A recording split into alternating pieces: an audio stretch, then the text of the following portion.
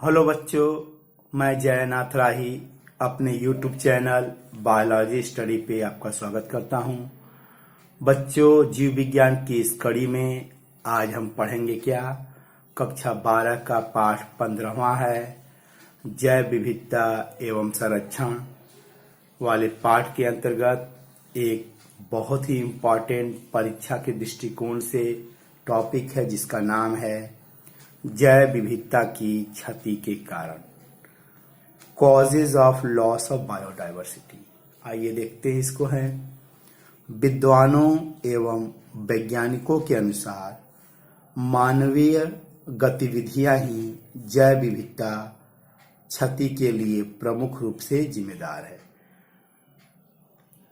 कौन कौन से मानवीय गतिविधियां हैं? नंबर 1 है आवासीय क्षति तथा विखंडन, दूसरा है अतिदोहन, तीसरा है विदेशी जातियों का आक्रमण या आगमन और सह विलुप्तता। ये मुख्य 4 जो कारण हैं जिससे जैव विविधता की क्षति हो रही है। आइए अब इसको हम लोग बारी बारी से डिटेल देखते हैं।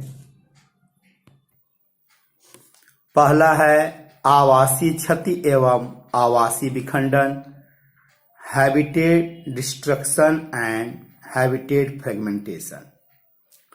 मानव जनसंख्या में वृद्धि के कारण तथा प्राकृतिक क्षेत्रों में मानव हस्तक्षेप के कारण आवासीय क्षति एवं आवासीय विखंडन हो रहा है।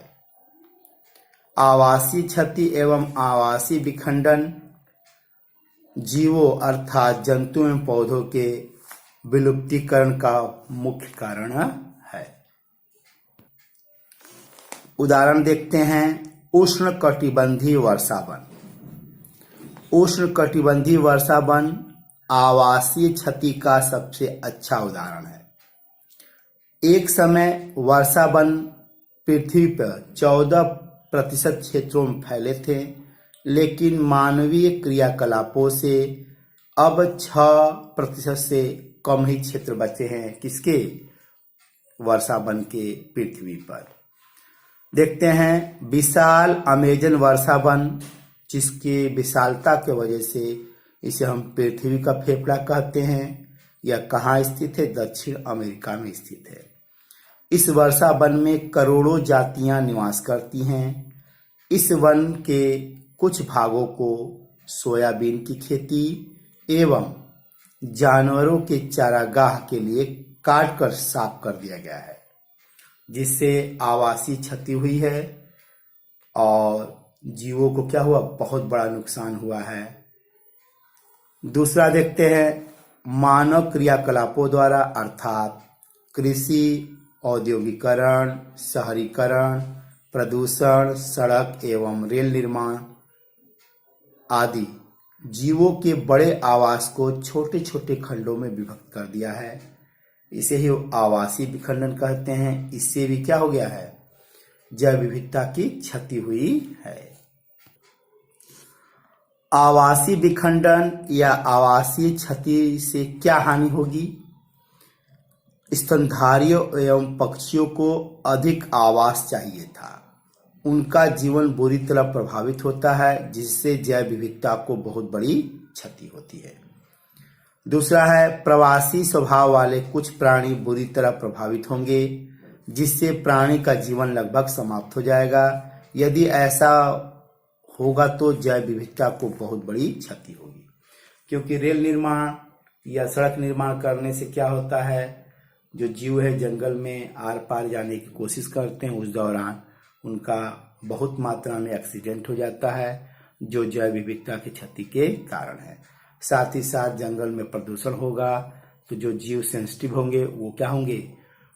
वहां निवास नहीं कर पाएंगे। इस तरह मानवीय गतिविधियों अर्थात आवासीय विखंडन एवं आवासीय क्षति से जैव विविधता के विलुप्ति के कारण बनते हैं। दूसरा देखते हैं जैव विविधता क्षति के कारण अतिदोहन।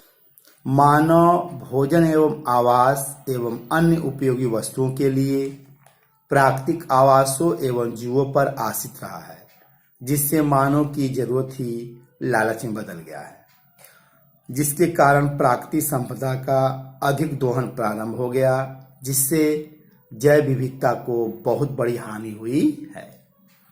कुल मिलाकर कहा जा सकता है कि व्यावसायिक महत्व की जातियां खतरे में हैं, क्योंकि मानव अपने व्यवसाय के लिए, लाभ के लिए इन जातियों को मार रहा है, इसलिए इन पे ज्यादा से ज्यादा खतरा है। उदाहरण स्वरूप देखते हैं,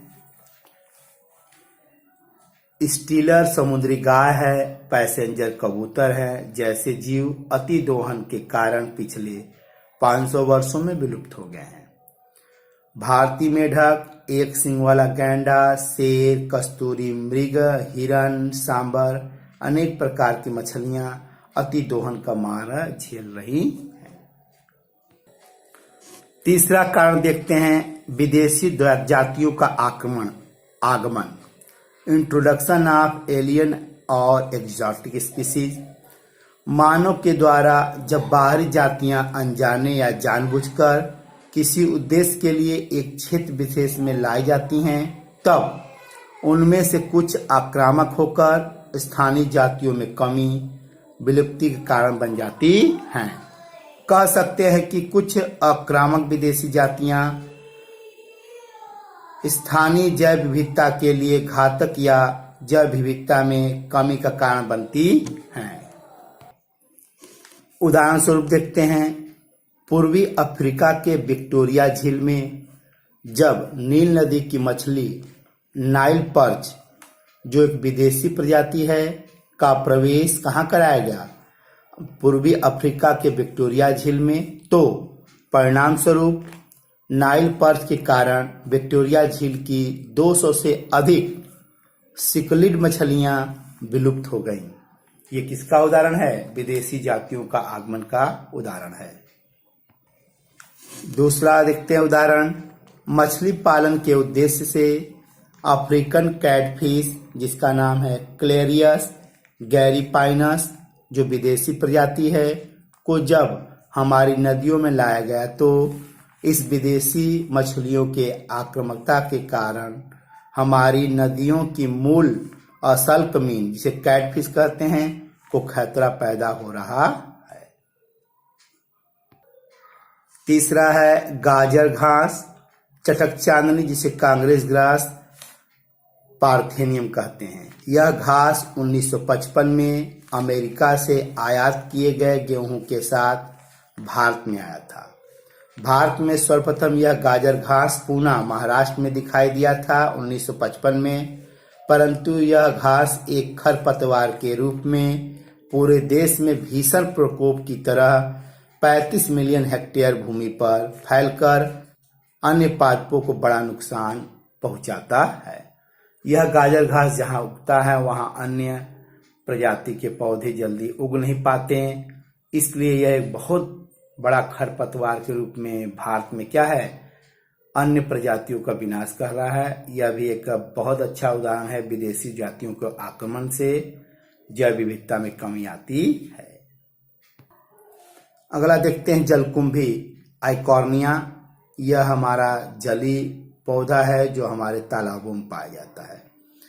ये भारत में कहाँ आया था? सबसे पहले इसके सुंदर फूल के कारण आकर्षित होकर के बंगाल के किसी व्यक्ति ने दक्षिण अमेरिका अमेजन से उस जलकुंभी को 1896 ईस्वी में लाया था। जब इसे बंगाल के तालाबों में लगाया गया तो बहुत ज़्यादा से ज़्यादा मात्रा में फैलकर तालाब के अधिकांश भाग को घेर लेता था। घेर लेने की वजह से क्या था कि यह जली जो प्राणी थे उनको ज़्यादा से ज़्यादा नुकसान होने लगा। क्यों? क्योंकि यह वाष्पोत्सर्जन बहुत तेजी से करते हैं और तालाब के पानी को बहुत जल्दी ही समय से पहले क्या करते हैं, इसको सुखा देते हैं, जिससे जलीय जो जैव विविधता थी वह संकट में आ गई। इसीलिए इसे क्या बोलते, बंगाल का आतंक भी कहते हैं। अगला देखते हैं लैंटेना। यह दक्षिण अमेरिका का पौधा था, अंग्रेजों द्वारा सजावटी पौधे के रूप में भारत में लाया गया। यह अब एक बहुत ही बड़ा खरपतवार के रूप में पूरे देश में फैल चुका है। इसीलिए इसे वनों का कैंसर भी कहते हैं। क्या कहते हैं? वनों का कैंसर भी कहते हैं कि हर वन में इनके पौधे पाए जाते हैं। इस तरह हमने देखा कि विदेशी जातियों के आगमन से हमारी स्थानीय जो प्रजातियां हैं वह किसी न किसी रूप में नष्ट हो रही हैं, जो जैव विविधता की क्षति के कारण बन रहे हैं। अब देखते हैं अगला, सह विलुप्तता को एक्सटिंक्शन। जब किसी कारणवश एक जाति विलुप्त होती है तो उस पर आश्रित अन्य जीव भी क्या होते हैं? विलुप्त होने लगते हैं। सह विलुप्तता से भी जैव विविधता में कमी आती है। उदाहरण स्वरूप देखते हैं, जब कोई पोषक मछली होस्ट फिश जाति विलुप्त होती है तो उसके विशिष्ट शिकारी के जीवन पर संकट आ जाता है। जब कोई परागकारी विलुप्त होता है तो पादप के विलुप्त होने का खतरा बना रहेगा। अंततः पादप पर आश्रित सभी जीव प्रत्यक्ष और अप्रत्यक्ष रूप से प्रभावित होंगे। तो बच्चों, इस तरह हमने कौन सा टॉपिक पढ़ा? जैव विविधता की क्षति के कारण को पढ़ा। आशा करूंगा वीडियो आपको अच्छा लगे तो लाइक, सब्सक्राइब एवं शेयर करिएगा।